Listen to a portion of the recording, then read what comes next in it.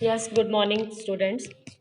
ਅੱਜ ਦਾ ਸਾਡਾ ਚੈप्टर है ਸਾਹਿਤਕ रंग बुक ਦਾ ਬੇਬੇ ਰਾਮ ਭਜਨੀ जो कि एक ਇਕਾਂਗੀ है। ठीक है, ਲੇਖਕ ਦਾ ਨਾਮ ਪ੍ਰੋਫੈਸਰ IC ਨੰਦਾ, ਸ਼ਾਰਟ ਦੇ ਵਿੱਚ ਦਿੱਤਾ ਹੋਇਆ ਆ ਈਸ਼ਵਰ ਚੰਦਰ ਨੰਦਾ। एक बहुत ਵੱਡੇ ਡਰਾਮੈਟਿਕਸ ਦੇ प्लेयर ने। ठीक है, सी इन्हों ने काफ़ी सारे इन्हों की क्वालिफिकेशन जी सी अंग्रेजी दे विच सीगी, पोस्ट ग्रैजुएशन MA की हुई सी। ते ये नौरा रिचर्ड लेडी सी जिसने सब तो पहला नुक्कड़ नाटक शुरू किए सन। नाटक की नक्कड़ दादी उसनों कहा जाता सी। ठीक है, उन्हें सब तो पहला पंजाबी दे विच नाटक खेडण की पिरत पाई सी। नाम सी नौरा रिचर्ड। ये उन्हां दे स्टूडेंट सी। उन्हां दे कोलों ही उन्होंने ये जिहड़े वन एक्ट प्ले, इकांगी नूं वन एक्ट प्ले कहा जाता है। भाव इक्को विषय नूं असीं एक एक्ट दे विच प्ले करके दिखाउणा, खेड के दिखाउणा स्टेज दे उपर, जिसनूं खेडिया जा सकदा उसनूं कहा जाता है इकांगी। इस इकांगी दे राहीं लेखक ने साडे समाज विच प्रचलित वहमां भरमां नूं प्रगट किया है कि किवें लोग अंध विश्वास दे विच लग के अपने घर बार नूं खत्म कर दिंदे हन। ठीक है, इस तो इलावा उन्होंने इस इकांगी दे राहीं समाज विच प्रचलित जुए वर्गियां, शराब वर्गियां नामुराद जड़ियां अलामतां आ उन्हां नूं बयान किया है कि किवें एक व्यक्ति शराबी होके अपने घर नूं बर्बाद करता है जां जुए दे विच अपना सारा कुछ हार के अपनी जीवन लीला नूं समाप्त करता है। ये समाजिक बुराइयां नूं लेखक ने इस इकांगी दे राहीं उगाड़न दा एक खास उपराला जिहड़ा है वो कीता है। क्लीयर हो गया बेटा? इकांगी की है? वन एक्ट प्ले हुंदा है जिसनूं इक्को एक्ट दे विच 20-25 मिनट दे विच असीं स्टेज ते खेड के एक विषय नूं पूरी लोकां तक जिहड़ा है वो पहुंचा सकते हां। सो इस इकांगी दे विच कुल पात्र ने जिहड़े, सब तो पहला है बेबे राम भजनी का पात्र।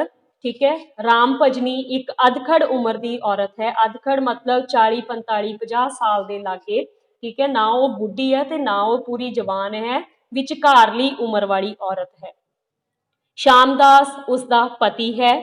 दो जुआरीए जुआ खेडण वाले ये पात्र ने दो। ठीक है, उसके दोस्त ने, श्यामदास के दोस्त ने। एक बुढ़ी औरत है इस दे विच गलबात करदी, राम भजनी दी गुआंढण है। एक मुटियार गुआंढण दी नौ है, ते एक साधु ते एक पांधा।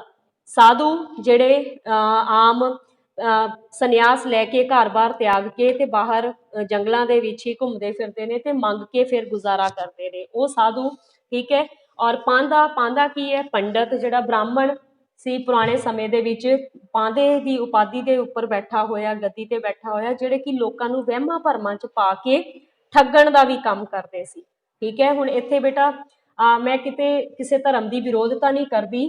कुछ अजिहे पात्र, ठीक है, जिहड़े कि समाज विरोधी अलामतां जिहड़ियां पैदा करन दे विच माहर हुंदे सन। ठीक है, सारे इक्को जिहे नहीं हुंदे पर कुछ कुछ लोग। सो शुरू करते हाँ। यस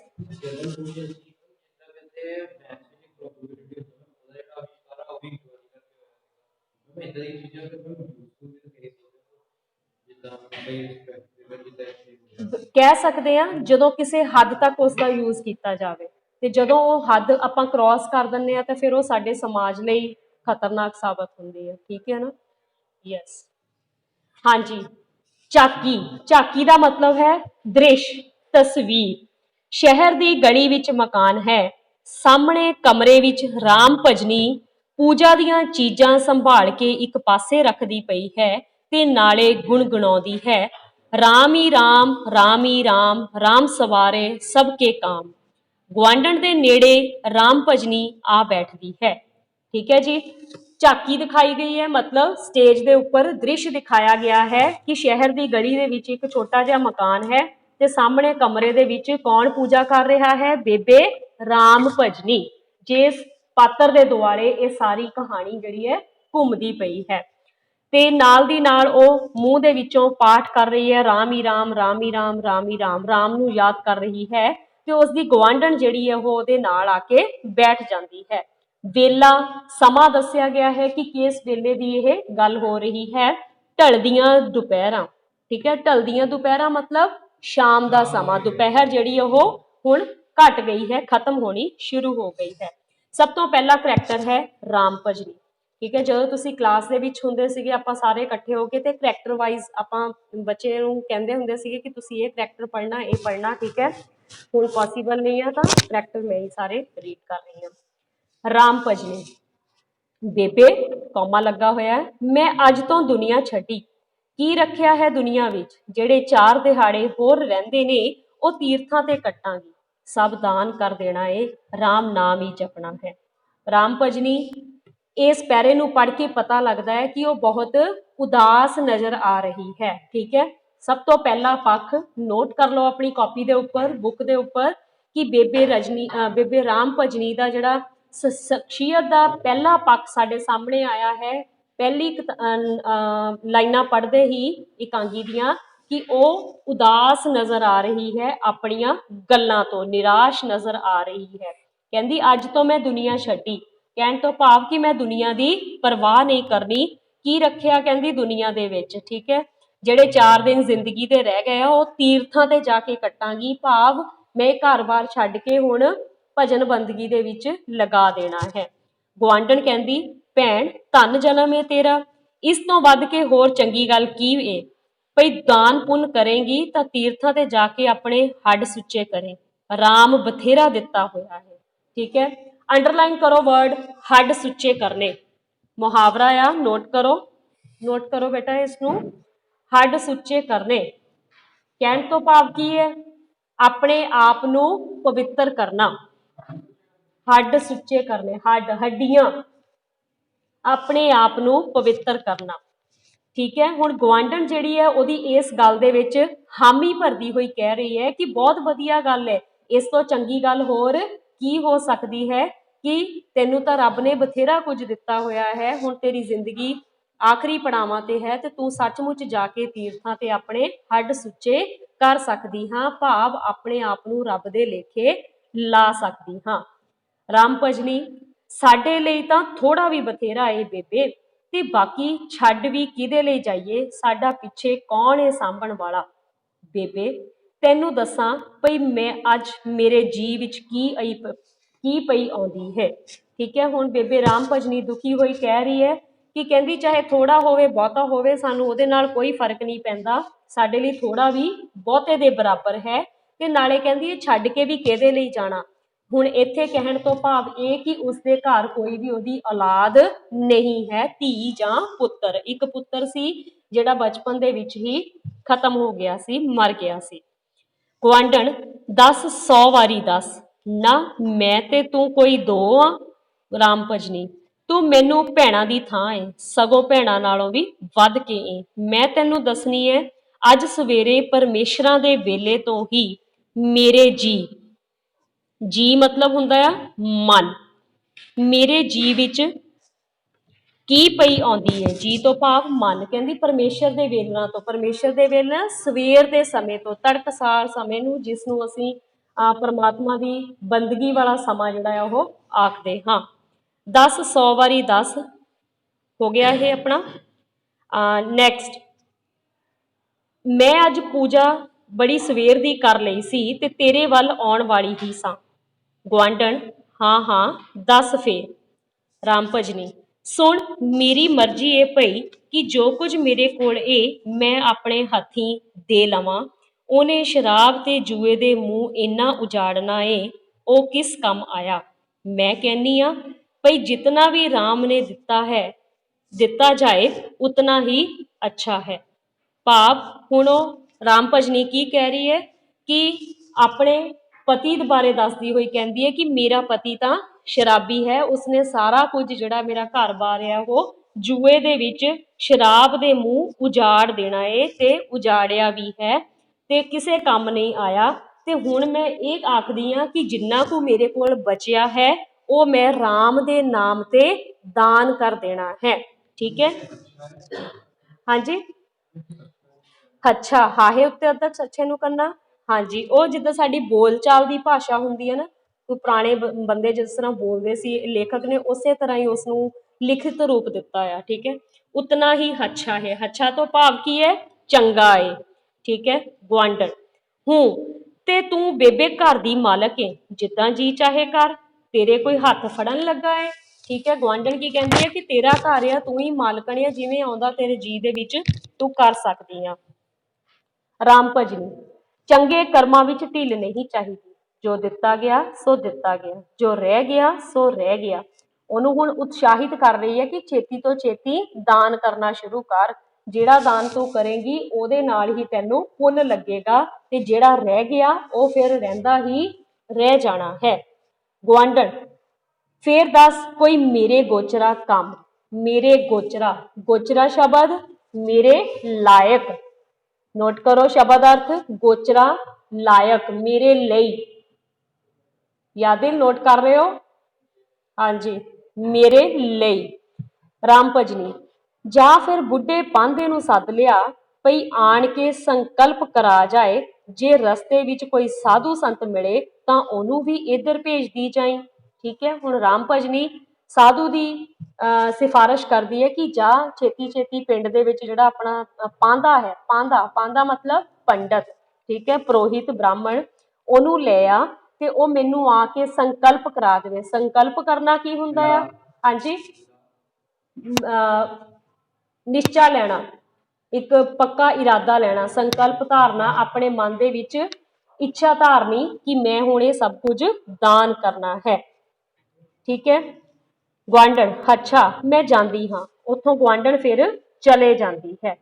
ਰਾਮ ਭਜਨੀ, ਆਪਣੇ ਆਪ ਨਾਲ, ਆਪਣੇ ਆਪ ਨਾਲ ਗੱਲਾਂ ਕਰਦੀ ਹੋਈ ਕਹਿ ਰਹੀ ਹੈ, ਇਹ ਫੁਲਕਾਰੀਆਂ ਭਲਾ ਮੇਰੇ ਕਿਸ ਕੰਮ ਨੇ। ਠੀਕ ਹੈ, ਉਹ ਆਪਣੇ ਘਰ ਦੀ ਹੁਣ ਫੋਲਾ ਫਰਾਲੀ ਸ਼ੁਰੂ ਕਰ ਦਿੰਦੀ ਹੈ ਤੇ ਉੱਥੋਂ ਕੱਪੜਿਆਂ ਦੇ ਵਿੱਚੋਂ ਕੀ ਦੇਖਦੀ ਹੈ? ਫੁਲਕਾਰੀਆਂ ਨਿਕਲਦੀਆਂ ਨੇ। ਨਾ ਮੇਰੀ ਨੂੰਹ ਨਾ ਧੀ ਪਾਉਣ ਹੰਡਾਉਣ ਵਾਲੀ ਇਹ ਰੇਸ਼ਮੀ ਕੱਪੜੇ, ਇਹ ਤਾਂ ਮੈਂ ਪ੍ਰੇਮੋ ਭੈਣ ਦੀ ਨੂੰਹ ਨੂੰ ਦਿਆਂਗੀ, ਪ੍ਰੇਮੋ ਬੜੀ ਚੰਗੀ ਹੈ। ਠੀਕ ਹੈ, ਹੁਣ ਜਿਹੜੀ ਗੁਆਂਢਣ ਉਹਦੇ ਕੋਲ ਆ ਕੇ ਗੱਲਾਂ ਕਰ ਰਹੀ ਹੈ, ਉਹਦਾ ਨਾਮ ਕੀ ਆ ਗਿਆ ਹੈ ਇਕਾਂਗੀ ਦੇ ਵਿੱਚ? ਪ੍ਰੇਮੋ। ਨੋਟ ਕਰੋ ਬੇਟਾ, ਪ੍ਰੇਮੋ ਉਸਦੀ ਗੁਆਂਢਣ ਦਾ ਨਾਮ ਹੈ। ਹੁਣ ਜਿਹੜੇ ਕੱਪੜੇ ਉਹ ਦੇਖ ਰਹੀ ਹੈ ਕਿ ਇਹ ਕੱਪੜੇ ਮੇਰੇ ਕਿਸ ਕੰਮ ਨੇ, ਨਾ ਮੇਰੀ ਕੋਈ ਧੀ ਹੈ ਤੇ ਨਾ ਮੇਰੀ ਕੋਈ ਨੂੰਹ ਹੈ। ਨੂੰਹ ਕਿਹੜੀ? ਪੁੱਤਰ ਹੁੰਦਾ ਤੇ ਵਿਆਹ ਕੇ ਲੈ ਕੇ ਆਉਂਦੀ। ਠੀਕ ਹੈ, ਉਹ ਫੁਲਕਾਰੀਆਂ, ਉਹ ਦੁਪੱਟੇ, ਰੇਸ਼ਮੀ ਕੁੜਤੇ, ਕਹਿੰਦੀ ਮੇਰੇ ਕਿਸੇ ਕੰਮ ਨਹੀਂ, ਇਹ ਮੈਂ ਕਿਹਦੇ ਲਈ ਰੱਖ ਲੈਣੇ ਆ? ਆਪਣੀ ਪ੍ਰੇਮੋ ਗੁਆਂਢਣ ਦੀ ਨੂੰਹ ਲਈ। ਗੁਆਂਢਣ ਨੇ ਲਈ ਕਿਹਦੇ ਲਈ? ਨੂੰਹ ਲਈ, ਉਹਦੇ ਘਰ ਨੂੰਹ ਹੈਗੀ ਆ। ਠੀਕ ਹੈ, ਬਾਹਰੋਂ ਇੱਕ ਆਵਾਜ਼ ਆਉਂਦੀ ਹੈ, ਔਲਖ ਔਲਖ ਔਲਖ। ਔਲਖ ਤੋਂ ਭਾਵ ਜਿਹੜਾ ਬੰਦਾ ਪਰਮਾਤਮਾ ਨੂੰ ਯਾਦ ਕਰਦਾ ਹੋਵੇ। ਔਲਖ ਪਰਮਾਤਮਾ ਨੂੰ ਯਾਦ ਕੀਤਾ ਜਾਣ ਵਾਲਾ, ਸੰਬੋਧਨ ਕੀਤਾ ਜਾਣ ਵਾਲਾ ਸ਼ਬਦ। ਅਕਸਰ ਹੀ ਸਾਧੂ ਸੰਤ ਜਦੋਂ ਗਜ਼ਾ ਕਰਨ ਆਉਂਦੇ ਸੀ, ਘਰਾਂ ਦੇ ਵਿੱਚ ਮੰਗਣ ਆਉਂਦੇ ਸੀਗੇ, ਤਾਂ ਔਲਖ ਔਲਖ ਬੋਲ ਕੇ ਆਪਣੇ ਆਪ ਦਾ ਇਹ ਚਿੰਨ੍ਹ ਦੱਸਦੇ ਸੀ, ਸਾਈਨ ਦੱਸਦੇ ਸੀ ਕਿ ਗਲੀ ਦੇ ਵਿੱਚ ਕੋਈ ਸਾਧੂ ਸੰਤ ਜਿਹੜਾ ਹੈ ਉਹ ਤੁਹਾਡੇ ਫਕੀਰ ਜਿਹੜਾ ਦਰ ਤੇ ਆਇਆ ਹੈ ਮੰਗਣ ਵਾਸਤੇ। ਠੀਕ ਹੈ ਜੀ, ਇਹ ਸ਼ਬਦ ਪਰਮਾਤਮਾ ਨੂੰ ਸੰਬੋਧਨ ਕਰਨ ਲਈ ਵਰਤੇ ਜਾਂਦੇ ਨੇ। ਵਿਸਮਿਕ ਚਿੰਨ੍ਹ ਆ ਇਹ ਲੱਗਾ ਹੋਇਆ ਪਿੱਛੇ, ਦੇਖ ਰਹੇ ਹੋ ਕਿ ਨਹੀਂ? ਔਲਖ, ਠੀਕ ਹੈ, ਸੰਬੋਧਨੀ ਵਿਸਮਿਕ ਜਿਹੜਾ ਹੈ। ਨੈਕਸਟ ਹੈ ਰਾਮ ਭਜਨੀ। ਦਰਵਾਜ਼ੇ ਵੱਲ ਛੇਤੀ ਨਾਲ ਜਾਂਦੀ ਹੈ, ਬਾਬਾ ਜੀ ਸਾਧੂ, ਔਲਖ ਮਾਈ ਭਗਤਣੀ, ਨਾਰਾਇਣ ਹਰੇ ਨਾਰਾਇਣ ਰਾਮ ਹੀ ਹੈ। ਹੁਣ ਉਹ ਦੌੜੀ ਦੌੜੀ ਦਰਵਾਜ਼ੇ ਤੱਕ ਪਹੁੰਚਦੀ ਹੈ, ਬਾਬਾ ਜੀ ਆਖਦੀ, ਤੇ ਸਾਧੂ ਵੀ ਜਿਹੜਾ ਆ ਉਹਨੂੰ ਮਾਈ ਭਗਤਣੀ ਆਸ਼ੀਰਵਾਦ ਦਿੰਦਾ ਹੋਇਆ, ਨਾਰਾਇਣ ਹਰੇ ਤੋਂ ਭਾਵ ਰਾਮ ਹੀ ਹੈ, ਭਾਵ ਉਸਨੂੰ ਆਸ਼ੀਰਵਾਦ ਦਿੰਦਾ ਹੈ ਕਿ ਪਰਮਾਤਮਾ ਤੇਰੀਆਂ ਸਾਰੀਆਂ ਦੁੱਖ ਜਿਹੜੇ ਉਹ ਹਰ ਲਵੇ, ਦੂਰ ਕਰ ਦੇਵੇ। ਰਾਮ ਭਜਨੀ, ਆਓ ਬਾਬਾ ਜੀ, ਜੀ ਆਇਆਂ ਨੂੰ, ਤੁਹਾਨੂੰ ਬੇਬੇ ਨੇ ਭੇਜਿਆ ਹੋਣਾ ਹੈ। ਠੀਕ ਹੈ, ਬੇਬੇ ਕਿਹੜੀ ਸੀ? ਉਹਦੀ ਗੁਆਂਢਣ ਪ੍ਰੇਮੋ, ਜਿਸ ਨੂੰ ਉਹ ਕਹਿੰਦੀ ਹੈ ਕਿ ਜਾ ਕੇ ਪਾਂਧੇ ਨੂੰ ਬੁਲਾ ਲਿਆ। साधु, हाँ भगतनी, एक माई ने हमको बोलिया था। ठीक है, हाँ भगतनी, एक माई ने हमको बोलिया था, भगतनी पिछले जन्म में बड़े शुभ कर्म किए हैं, राम तुम पे अति प्रसन्न है। ਹੁਣ ਸਾਧੂ ਜਿਹੜਾ ਆ ਉਹ ਆਪਣੀ ਜਿਹੜੀ ਭਾਸ਼ਾ ਆ, ਜਿਸ ਤਰ੍ਹਾਂ ਉਹ ਬੋਲਦੇ ਹੁੰਦੇ ਸੀ ਪੁਰਾਣੇ ਸਮੇਂ ਦੇ ਵਿੱਚ, ਸੰਸਕ੍ਰਿਤ ਬੋਲਦੇ, ਹਿੰਦੀ ਬੋਲਦੇ, ਉਸ ਭਾਸ਼ਾ ਦੇ ਵਿੱਚ, ਤੇ ਲੇਖਕ ਨੇ ਵੀ ਉਸੇ ਤਰ੍ਹਾਂ ਹੀ ਲਿਖਣ ਦੀ ਕੋਸ਼ਿਸ਼ ਕੀਤੀ ਹੈ। ਨੈਕਸਟ ਹੈ ਰਾਮ ਭਜਨੀ ਕੀ ਕਹਿੰਦੀ ਹੈ, ਬਾਬਾ ਜੀ ਦੁਨੀਆ ਦਾ ਬੜਾ ਸੁੱਖ ਭੋਗਿਆ ਹੈ, ਪਰ ਮੋਹ ਮਮਤਾ ਦੇ ਜਾਲ ਵਿੱਚ ਫਸ ਕੇ ਬੰਦਾ ਕੌਡੀ ਕੰਮ ਦਾ ਨਹੀਂ ਰਹਿੰਦਾ। ਕੌਡੀ ਦਾ ਨਾ ਰਹਿਣਾ, ਅਗੇਨ ਮੁਹਾਵਰਾ ਆਇਆ ਕੱਕੇ ਦੀ ਸੀਰੀਜ਼ ਵਾਲਾ। ਯੈਸ, ਕੌਡੀ ਦਾ ਨਾ ਰਹਿਣਾ। ਨੋਟ ਕਰੋ ਕੀ ਆਏਗਾ ਇਹਦਾ ਆਂਸਰ। ਯੈਸ, ਕਿਸੇ ਜੋਗਾ ਨਾ ਰਹਿਣਾ, ਕਿਸੇ ਕੰਮ ਦਾ ਨਾ ਰਹਿਣਾ। ਕਹਿੰਦੀ ਕਿ ਮੈਂ ਦੁਨੀਆ ਦੇ ਵਿੱਚ ਸੁੱਖ ਤਾਂ ਭੋਗ ਲਿਆ, ਪਰ ਮੈਂ ਹੁਣ ਇਸ ਮੋਹ ਮਮਤਾ ਦੇ ਜਾਲ ਤੋਂ ਬਾਹਰ ਆਉਣਾ ਚਾਹੁੰਦੀ ਹਾਂ, ਕਿਉਂਕਿ ਇੱਥੇ ਰਹਿ ਕੇ ਬੰਦਾ ਫਿਰ ਕਿਸੇ ਜੋਗਾ ਵੀ ਨਹੀਂ ਬਚਦਾ। ਸਾਧੂ ਉਸ ਦੀ ਗੱਲ ਦੀ ਹਾਮੀ ਭਰਦਾ ਹੋਇਆ ਕਹਿੰਦਾ, ਸੱਤ ਹੈ ਮਾਈ ਸੱਤ ਹੈ। ਰਾਮ ਭਜਨੀ, ਸੱਤ ਤੋਂ ਭਾਵ ਕੀ ਹੈ, ਸੱਚ, ਕਿ ਹੇ ਮਾਤਾ ਜੋ ਤੂੰ ਕਿਹਾ ਆ ਉਹ ਸੱਚ ਹੈ। ਯੈਸ, ਨਹੀਂ, ਉਹਨੂੰ ਤੁਸੀਂ ਆਪਣੇ ਸ਼ਬਦਾਂ ਦੇ ਵਿੱਚ ਕਨਵਰਟ ਕਰੋਗੇ। ਆਨਸਰ ਦੇ ਵਿੱਚ ਤੁਸੀਂ ਇਸ ਲੈਂਗੁਏਜ ਨੂੰ ਨਹੀਂ ਲਿਖਣਾ, ਠੀਕ ਹੈ। ਸਿਰਫ ਜਿਹੜੀ ਅਸੀਂ ਆਪਾਂ ਜਿੱਦਾਂ ਬੋਲਚਾਲ ਦੀ ਭਾਸ਼ਾ ਆ ਉਸੇ ਤਰ੍ਹਾਂ ਹੀ ਉਹਨੂੰ ਲਿਖਣ ਦੀ ਕੋਸ਼ਿਸ਼ ਕਰਨੀ ਹੈ। ਸੇਮ ਐਜ਼ ਇਟ ਇਜ਼ ਜੋ ਬੁੱਕ ਦੇ ਵਿੱਚ ਹੈ ਉਹਨੂੰ ਨਹੀਂ ਲਿਖਣਾ, ਰਾਈਟ। ਬੇਬੇ ਰਾਮ ਭਜਨੀ, ਬਾਬਾ ਜੀ ਬੱਚੇ ਮੋਹ ਮਮਤਾ ਦੇ ਕੀੜੇ ਨੇ ਜੋ ਦਿਨ ਰਾਤ ਲਹੂ ਪੀਂਦੇ ਰਹਿੰਦੇ ਨੇ। ਰਾਮ ਨੇ ਮੈਨੂੰ ਇਸ ਮਹਾਜਾਲ ਵਿੱਚੋਂ ਕੱਢ ਲਿਆ ਏ। ਇੱਕੋ ਇੱਕ ਜੀ ਜਿਹਾ ਜੀ ਸੀ, ਸੋਈ ਨਿੱਕਾ ਹੁੰਦਾ ਹੀ ਖੇਡਣ ਤੁਰ ਗਿਆ। ਹੁਣ ਉਹ ਆਪਣੇ ਬੱਚੇ ਨੂੰ ਯਾਦ ਕਰਦੀ ਹੋਈ ਕਹਿ ਰਹੀ ਹੈ ਕਿ ਬੱਚੇ ਘਰ ਦੀ ਰੌਣਕ ਹੁੰਦੇ ਆ, ਪਰ ਮੈਨੂੰ ਪਰਮਾਤਮਾ ਨੇ ਇਸ ਮਹਾਜਾਲ ਦੇ ਵਿੱਚੋਂ ਪਹਿਲਾਂ ਹੀ, ਬਹੁਤ ਦੇਰ ਪਹਿਲਾਂ ਹੀ ਕੱਢ ਦਿੱਤਾ ਸੀ। ਇੱਕੋ ਹੀ ਜੀ ਹੁੰਦਾ ਸੀ, ਜੀ ਤੋਂ ਮਤਲਬ ਮੈਂਬਰ, ਇੱਕ ਜੀ ਸੀਗਾ। ਹੁਣ ਦੇਖੋ ਇਹ ਬਹੁ ਅਰਥਕ ਹੋ ਗਿਆ, ਜੀ ਸ਼ਬਦ, ਜੱਜੇ ਨੂੰ ਬਿਹਾਰੀ ਐੜਾ, ਜੀ ਨੋਟ ਕਰ ਲਓ ਸਾਈਡ ਤੇ। ਬਹੁ ਅਰਥਕ ਸ਼ਬਦ ਆ, ਤੁਸੀਂ ਕੀਤੇ ਹੋਏ ਆ ਸਿਲੇਬਸ ਦੇ ਵਿੱਚ, ਗ੍ਰਾਮਰ ਪਾਰਟ। ਇੱਕ ਜੀ ਸੀਗਾ ਸਾਡਾ ਮਨ, ਕਹਿੰਦੀ ਮੇਰਾ ਜੀ ਕਰਦਾ, ਹਨਾ। ਤੇ ਦੂਜਾ ਜੀ ਕੀ ਆ ਗਿਆ, ਜੀ ਅਸੀਂ ਕਿਸੇ ਪਰਿਵਾਰ ਦੇ ਮੈਂਬਰ ਨੂੰ ਵੀ ਕਹਿੰਦੇ ਹਾਂ। ਇੱਕੋ ਹੀ ਜੀ ਸੀ, ਕਹਿੰਦਾ ਛੋਟਾ ਹੁੰਦਾ ਕਹਿੰਦੀ ਬਾਹਰ ਖੇਡਣ ਤੁਰ ਗਿਆ। ਕਹਿਣ ਤੋਂ ਭਾਵ ਕਿ ਕਿਤੇ ਗਿਆ ਸੀ ਘੁੰਮਣ ਜਾਂ ਖੇਡਣ, ਮੁੜ ਕੇ ਵਾਪਸ ਘਰ ਨਹੀਂ ਪਰਤਿਆ, ਭਾਵ ਖਤਮ ਹੋ ਗਿਆ, ਮਰ ਗਿਆ। ਸਾਧੂ ਉਸ ਦੀ ਗੱਲ ਨੂੰ ਸੁਣ ਕੇ ਬੜਾ ਦੁਖੀ ਹੁੰਦਾ ਹੈ, ਤਾਂ ਕੀ ਬੋਲਦਾ, ਹਰੇ ਹਰੇ ਹਰੇ ਨਾਰਾਇਣ, ਹਰੇ ਹਰੇ ਹਰੇ ਨਾਰਾਇਣ, ਪਰਮਾਤਮਾ ਨੂੰ ਯਾਦ ਕਰਦਾ। ਫਿਰ ਰਾਮ ਭਜਨੀ, ਤਦ ਤੋਂ ਮੈਂ ਰਾਮ ਵੱਲ ਹੀ ਧਿਆਨ ਲਾਇਆ ਏ। ਸਾਧੂ, ਧੰਨ ਹੋ ਮਾਈ, ਧੰਨ ਜਨਮ ਹੈ। ਰਾਮ ਭਜਨੀ, ਮਹਾਰਾਜ ਹੁਣ ਇਹ ਜੀ ਵਿੱਚ ਆਉਂਦਾ ਏ ਭਈ ਦੁਨੀਆ ਤਜ ਦੇਵਾਂ, ਤਜ ਦੇਵਾਂ, ਛੱਡ ਦੇਵਾਂ, ਠੀਕ ਹੈ। ਤਜ ਤੋਂ ਭਾਵ ਛੱਡਣਾ। ਕਹਿੰਦੀ ਕਿ ਹੁਣ ਤਾਂ ਮੇਰਾ ਜੀ ਕਰਦਾ ਹੈ ਕਿ ਮੈਂ ਇਹ ਦੁਨੀਆ ਹੀ ਛੱਡ ਦੇਵਾਂ। ਦੁਨੀਆ ਵਿੱਚ ਕੁਝ ਨਹੀਂ, ਜਿਹਨੂੰ ਰਾਮ ਮਿਲਿਆ ਉਹਨੂੰ ਸਭ ਕੁਝ ਮਿਲਿਆ, ਠੀਕ ਹੈ। ਕਿ ਜਿਸ ਨੂੰ ਪਰਮਾਤਮਾ ਮਿਲ ਗਿਆ ਉਸ ਨੂੰ ਦੁਨੀਆ ਵਿੱਚ ਸਭ ਕੁਝ ਪ੍ਰਾਪਤ ਹੋ ਜਾਂਦਾ ਹੈ। ਸਾਧੂ ਫਿਰ ਕਹਿੰਦਾ, ਸੱਤ ਹੈ ਭਗਤਣੀ, ਸੱਤ ਹੈ ਕਿ ਤੂੰ ਸੱਚ ਬੋਲ ਰਹੀ ਹੈ। ਰਾਮ ਭਜਨੀ, ਮੈਨੂੰ ਅਗੰਮ ਤੋਂ ਆਵਾਜ਼ ਆਉਂਦੀ ਏ, ਦਾਨ ਪੁੰਨ ਕਰ ਤੇ ਰਾਮ ਦੇ ਚਰਣੀ ਲੱਗ। ਅਗੰਮ ਕੀ ਹੈ, ਜਿਸ ਤੋਂ ਪਾਰ ਨਾ ਜਾਇਆ ਜਾ ਸਕੇ, ਅਗੰਮ ਅੱਗੇ, ਠੀਕ ਹੈ, ਜਿਸ ਤੋਂ ਸਾਡੀ ਅੱਗੇ ਸੋਚ ਨਾ ਪਹੁੰਚ ਸਕੇ, ਸਾਡੀ ਦ੍ਰਿਸ਼ਟੀ ਨਾ ਜਾ ਸਕੇ। ਅਸੀਂ ਪਰਮਾਤਮਾ ਨੂੰ ਦੇਖ ਸਕਦੇ ਹਾਂ ਨਹੀਂ, ਸਿਰਫ ਮਹਿਸੂਸ ਕਰ ਸਕਦੇ ਹਾਂ ਕਿ ਪਰਮਾਤਮਾ ਸਾਡੇ ਨਾਲ ਹੁੰਦਾ ਹੈ। ਕਹਿੰਦੀ ਮੈਨੂੰ ਆਕਾਸ਼ਬਾਣੀ ਹੋ ਰਹੀ ਹੈ, ਮੈਨੂੰ ਭਵਿੱਖਬਾਣੀ ਆ ਰਹੀ ਹੈ ਕਿ ਹੇ ਰਾਮ ਭਜਨੀ ਉੱਠ ਕੇ ਦਾਨ ਪੁੰਨ ਕਰ ਲੈ ਤੇ ਰਾਮ ਦੇ ਚਰਣੀ ਲੱਗ ਜਾ। साधु की कहता है, माई तुम सियाणी हो, इस संसार के भीतर ऐसे भी प्राणी हैं जो रात दिन धन जोड़ने में लगे रहते हैं, ठीक है। हुण अद्धी हिंदी ते अद्धी पंजाबी दी भाषा का प्रयोग करता होया साधु की कहता, कहता वाकई माई तू बहुत सियाणी है कि इस संसार च इदां दे भी प्राणी हैगे ने, प्राणी मतलब लोग, इंसान, कि जिहड़े दिन रात धन जोड़न दे विच ही लगे हुए ने। पर ऐसे भी हैं जो जानते हैं कि ना धन मेरा ते ना धन तेरा। हुण देखो इन्हां गल्लां दे नाल वो साधु जिहड़ा आ बेबे राम भजनी नूं, हाँ जी, अपने जाल दे विच फसाउण दी कोशिश कर रहा है। भाव उहनूं इदां दा यकीन दवा देवे कि वाकई बेबे राम भजनी जिहड़ी आ ये सोचण लई मजबूर हो जावे कि ਜਿਹੜਾ ਸਾਡਾ ਜੀਵਨ ਆ ਉਹ ਕਿਸੇ ਕੰਮ ਦਾ ਨਹੀਂ ਹੈ। ਸਾਡਾ ਜਿਹੜਾ ਇਹ ਧਨ ਦੌਲਤ ਅਸੀਂ ਇਕੱਠੀ ਕੀਤੀ ਆ ਇਹ ਸਾਨੂੰ ਦਾਨ ਕਰ ਦੇਣੀ, ਆਪਣੇ ਜਿਉਂਦੇ ਜੀ ਹੀ ਖਤਮ ਕਰ ਦੇਣੀ ਚਾਹੀਦੀ ਹੈ, ਦਾਨ ਕਰ ਦੇਣੀ ਚਾਹੀਦੀ ਹੈ। ਇੱਥੋਂ ਹੁਣ ਉਹਦੇ ਅੰਦਰ ਮਨ ਦੇ ਵਿੱਚ ਇਹ ਵਹਿਮ ਵੀ ਸ਼ੁਰੂ ਹੋ ਜਾਣਾ ਕਿ ਜੇ ਮੈਂ ਦਾਨ ਪੁੰਨ ਨਾ ਕੀਤਾ ਸ਼ਾਇਦ ਮੇਰਾ ਅਗਲਾ ਜਨਮ ਜਿਹੜਾ ਹੈ ਉਹ ਸਵਾਰ ਨਾ ਹੋ ਸਕੇ। ਠੀਕ ਹੈ, ਹੁਣ ਇਦਾਂ ਦੀਆਂ ਗੱਲਾਂ ਤੋਂ ਇਹ ਕੁਐਸਚਨ ਆ ਸਕਦਾ ਇਹਦੇ ਤੇ ਤੁਹਾਨੂੰ ਕਿ ਸਾਧੂ ਜਿਹੜਾ ਆ ਬੇਬੇ ਰਾਮ ਭਜਨੀ ਨੂੰ ਆਪਣੀਆਂ ਗੱਲਾਂ ਦੇ ਜਾਲ ਵਿੱਚ ਕਿਵੇਂ ਫਸਾਉਂਦਾ ਹੈ। ਤਾਂ ਇਹ ਵਾਲੀਆਂ ਉਦਾਹਰਨਾਂ ਜਿਹੜੀਆਂ ਤੁਸੀਂ ਉਸ ਵੇਲੇ ਕੁਐਸਚਨ 'ਚ ਲਿਖਣੀਆਂ ਆ। ਠੀਕ ਹੈ, ਇੱਕ ਅੱਧੀ ਲਾਈਨ ਜਿਹੜੀ ਆ ਤੁਸੀਂ ਇਸੇ ਤਰ੍ਹਾਂ ਲੈਂਗੁਏਜ ਦੇ ਵਿੱਚ ਜਾਂ ਉਹਨੂੰ ਆਪਣੇ ਸ਼ਬਦਾਂ 'ਚ ਕਨਵਰਟ ਕਰਕੇ ਲਿਖੋਗੇ ਜ਼ਰੂਰ ਕਿ ਇਹ ਸ਼ਬਦ ਬੋਲ ਕੇ ਜਿਹੜਾ ਬੇਬੇ ਰਾਮ ਭਜਨੀ ਨੂੰ ਉਹ ਉਤਸ਼ਾਹਿਤ ਕਰ ਰਿਹਾ ਸੀ ਕਿ ਉਹ ਦਾਨ ਪੁੰਨ ਕਰਨ ਲਈ ਮਜਬੂਰ ਹੋ ਜਾਵੇ, ਤਿਆਰ ਹੋ ਜਾਵੇ। ਠੀਕ ਹੈ, ਨਾ ਧਨ ਮੇਰਾ ਤੇ ਨਾ ਧਨ ਤੇਰਾ।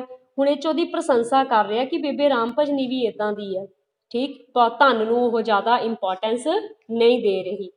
ਤੇ ਇਹ ਜੱਗ ਰੈਣ ਬਸੇਰਾ, ਦੇਖੋ ਇਹ ਜੱਗ ਕੀ ਹੈ, ਰੈਣ ਬਸੇਰਾ। ਰੈਣ ਬਸੇਰਾ ਕੀ ਹੁੰਦਾ, ਰਾਤ ਗੁਜ਼ਾਰਨ ਦੀ ਥਾਂ। ਠੀਕ ਹੈ, ਸਾਡਾ ਘਰ-ਬਾਰ, ਰਾਤ ਰਹਿਣ ਦੀ ਥਾਂ, ਰੈਣ ਬਸੇਰਾ। ਬਸੇਰਾ ਜਿੱਥੇ ਵਸਿਆ ਜਾਵੇ ਤੇ ਰੈਣ ਕੀ ਹੈ, ਰਾਤ। ਦੋਨਾਂ ਸ਼ਬਦਾਂ ਦੇ ਅਰਥ ਕਲੀਅਰ ਹੋ ਗਏ। ਰਾਤ ਟਿਕਣ ਦੀ ਥਾਂ, ਟਿਕਾਣੇ ਦੀ ਥਾਂ। ਰਾਮ ਭਜਨੀ, ਮਹਾਰਾਜ मैं सब कुछ दान कर देना है ते फिर महाराज तीर्थी चले जाना है। ठीक है, तीर्थी मतलब तीर्थी तीर्थ स्थानां ते। ठीक है, तीर्थ यात्रा ते। साधु धन हो माई सिद्धि स्वर्ग को जाएगी। ठीक है, साधु हुण उहनूं की कहंदा कि माई तू तां धन है, जे तू इसे तरह कर लवे तो सिद्धि स्वर्गां नूं जावेगी। ठीक है, नरकां नूं नहीं जाना, स्वर्गां नूं जावेगी। राम भजनी, हरे हरे मैं तां पापण अपराधन हाँ, मेरे एडे भाग कित्थों। ठीक है, वो डर गई, कहंदी हे परमात्मा हरे हरे मैं तां पापण हाँ, मेरे इन्ने वड्डी किस्मत कित्थों हो सकती है। जो जीव दानी है वो स्वर्ग धाम को जाता है। ये शब्द कौन कह रहा, साधु।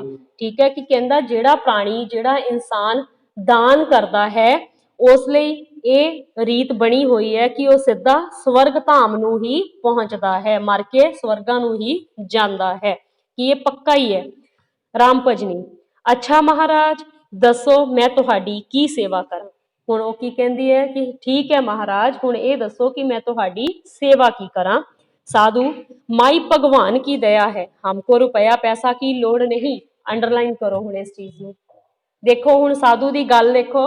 ठीक है, गल्लां दे जाल च ਉਹਨੂੰ फसाउणा शुरू ਕੀਤਾ होया, पर हुण उत्थे की कह रहे हैं कि माई हमको पैसे की लोड़ नहीं, कोई बिस्तरा मिल जाए।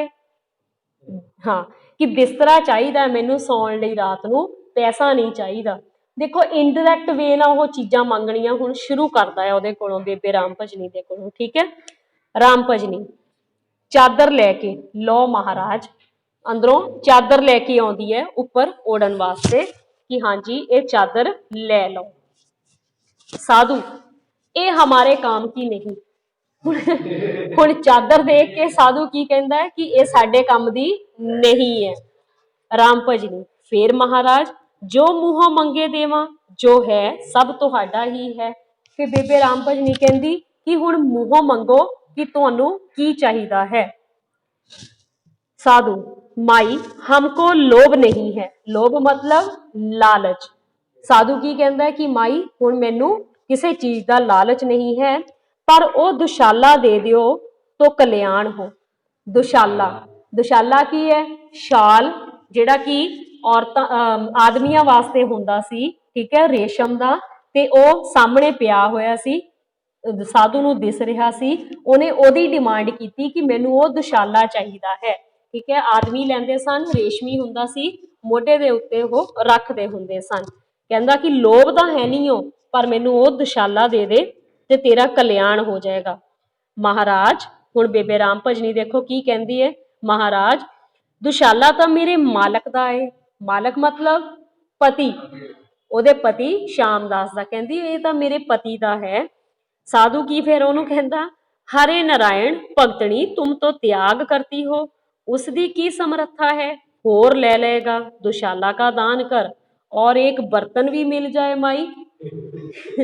ਹੁਣ ठीक है कहते यस ਹੁਣ ਭਗਤਣੀ ਉਹਨੂੰ ਕਹਿੰਦਾ ਆ ਕਿ ਤੂੰ ਤਾਂ ਤਿਆਗ ਕਰਨ ਵਾਲੀ ਹੈ। ਹੁਣੇ ਤੂੰ ਗੱਲਾਂ ਕਰਦੀ ਸੀ ਕਿ ਮੈਂ ਸਭ ਕੁਝ ਦਾਨ ਕਰ ਦੇਣਾ ਤੇ ਤੂੰ ਇਹ ਕੀ ਸੋਚਣ ਲੱਗ ਪਈ ਕਿ ਇਹ ਮੇਰੇ ਪਤੀ ਦਾ ਹੈ ਤੇ ਇਹ ਮੈਂ ਕਿਉਂ ਨਹੀਂ ਦੇਣਾ।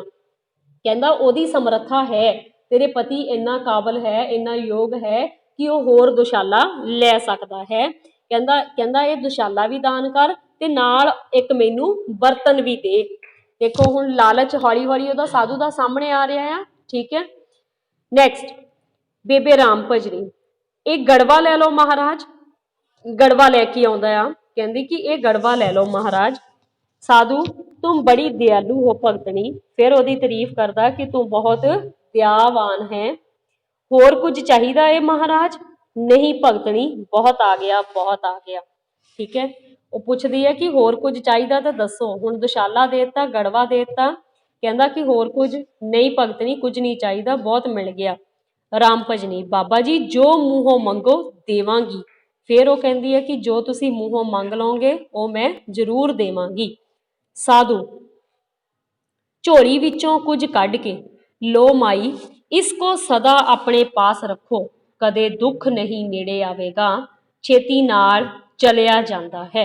हुण साधु कुछ पुड़ियां वगैरह जां कुछ भी तवीत वगैरह इत्थे लेखक ने ज़्यादा मैंशन नहीं किया हुंदा। ठीक है कि उहनूं कुछ कढ़ के वो अपनी जेब दे विचों, कुर्ते दी जेब चों उहनूं कुछ दे रहा आ ਤੇ ਉਹਨੂੰ ਇਹ ਕਹਿ ਜਾਂਦਾ ਕਿ ਇਹਨੂੰ ਹਮੇਸ਼ਾ ਆਪਣੇ ਕੋਲ ਰੱਖਣਾ, ਤੇਰੇ ਨੇੜੇ ਕੋਈ ਵੀ ਦੁੱਖ ਨਹੀਂ ਆਵੇਗਾ। ਇਸ ਚੀਜ਼ ਦੇ ਨਾਲ ਹੁਣ ਕੀ ਹੋਣਾ ਬੇਬੇ ਰਾਮ ਭਜਨੀ ਨੂੰ, ਉਹਦੇ ਅੰਦਰ ਵਹਿਮ ਸ਼ੁਰੂ ਹੋ ਗਿਆ ਕਿ ਇਹ ਚੀਜ਼ ਜਿਹੜੀ ਜੋ ਸਾਧੂ ਮੈਨੂੰ ਦੇ ਕੇ ਗਿਆ ਆ ਇਹ ਗਵਾਚਣੀ ਨਹੀਂ ਚਾਹੀਦੀ, ਇਹਦੇ ਨਾਲ ਹੀ ਮੇਰੇ ਜੀਵਨ ਦੀ ਜਿਹੜੀ ਉਹ ਰੱਖਿਆ ਹੋਣੀ ਹੈ। ਠੀਕ ਹੈ ਇਹ ਵਹਿਮ ਆ। ਠੀਕ ਹੈ ਕਿਸੇ ਦੇ ਕੋਈ ਪੁੜੀ ਦਿੱਤਿਆਂ, ਕਿਸੇ ਦੇ ਤਵੀਤ ਦਿੱਤਿਆਂ ਸਾਡੀ ਜੀਵਨ ਦੀ ਰਕਸ਼ਾ ਨਹੀਂ ਹੋ ਸਕਦੀ। ਸਾਡੀ ਕਿਸਮਤ ਦੇ ਵਿੱਚ ਜੋ ਪਰਮਾਤਮਾ ਨੇ ਪਹਿਲਾਂ ਤੋਂ ਬਣਾ ਕੇ ਲਿਖਿਆ ਹੋਇਆ ਹੈ ਉਹ ਸਾਡੇ ਨਾਲ ਵਾਪਰਨਾ ਹੀ ਹੁੰਦਾ ਹੈ, ਚੰਗਾ ਜਾਂ ਮਾੜਾ। ਠੀਕ ਹੈ ਯੈਸ ਨੈਕਸਟ ਰਾਮ ਭਜਨੀ, ਘਬਰਾ ਕੇ ਦਰਵਾਜ਼ੇ ਵੱਲ ਦੌੜਦੀ ਹੋਈ। ਸੰਕੇਤ ਦਿੱਤਾ ਆ ਬ੍ਰੈਕਟ ਦੇ ਵਿੱਚ ਜਿਹੜੇ ਸ਼ਬਦ ਦਿੱਤੇ ਹੁੰਦੇ ਆ। ਬਾਬਾ ਜੀ ਹੈ ਚਲਾ ਗਿਆ, ਨੱਠ ਗਿਆ, ਹਾਏ ਗੜਵਾ ਦੁਸ਼ਾਲਾ ਵਾਲੀਆਂ, ਹਾਏ ਵਾਲੀਆਂ ਲੈ ਗਿਆ। ਹੁਣ ਦੇਖੋ ਸਾਧੂ ਨੇ ਇਦਾਂ ਦਾ ਉਹਨੂੰ ਗੱਲਾਂ ਦੇ ਵਿੱਚ ਭਰਮਾਇਆ, ਦੌੜਦੀ ਹੋਈ, ਉਹਨੂੰ ਪਤਾ ਵੀ ਨਹੀਂ ਲੱਗਾ ਕਿ ਉਹ ਕਦੋਂ ਦੌੜ ਗਿਆ। ਉਹਦੇ ਮਗਰ ਦੌੜੀ ਹੈ, ਕਹਿੰਦੀ ਨੱਠ ਗਿਆ, ਦੌੜ ਗਿਆ। ਗੜਵਾ ਸਭ ਤੋਂ ਪਹਿਲਾਂ ਗੱਲ ਕਰਦੀ, ਇਹਨਾਂ ਨੂੰ ਅੰਡਰਲਾਈਨ ਕਰ ਲਓ। ਹੁਣ ਉਹ ਕੀ ਲੈ ਕੇ ਦੌੜਿਆ ਉੱਥੋਂ, ਉਹਦੇ ਸਾਹਮਣੇ ਕੀ ਚੱਕਿਆ ਉਹਨੇ, ਸਿਰਫ ਗੜਵਾ ਹਨਾ, ਗੜਵਾ ਚੱਕਿਆ ਸੀ।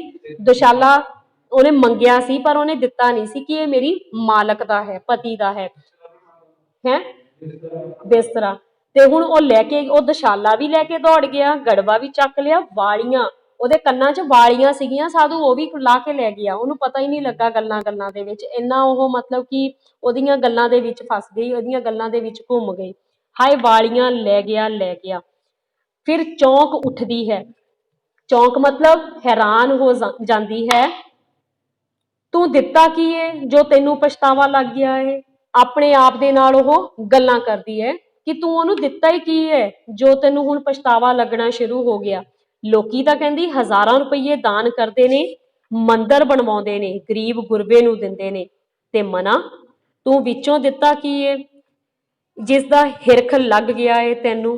ਹਿਰਖ ਲੱਗਣਾ, ਪਛਤਾਵਾ ਲੱਗਣਾ, ਸ਼ਬਦ ਅਰਥ ਨੋਟ ਕਰੋ, ਹਿਰਖ ਲੱਗਣਾ, ਪਛਤਾਵਾ ਲੱਗਣਾ।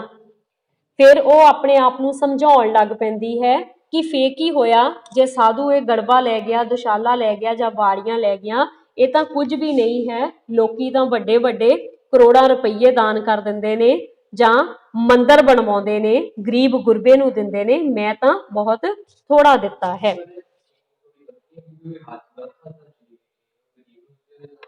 ਬਿਲਕੁਲ ਨਾ, ਉਹੀ ਗੱਲ ਹੈ ਨਾ ਕਿ ਅਸੀਂ ਬਾਹਮਣਾਂ ਦੇ ਪੰਡਤਾਂ ਦੇ ਜਾਲ ਵਿੱਚ ਫਸਦੇ ਰਹਿੰਦੇ ਆ।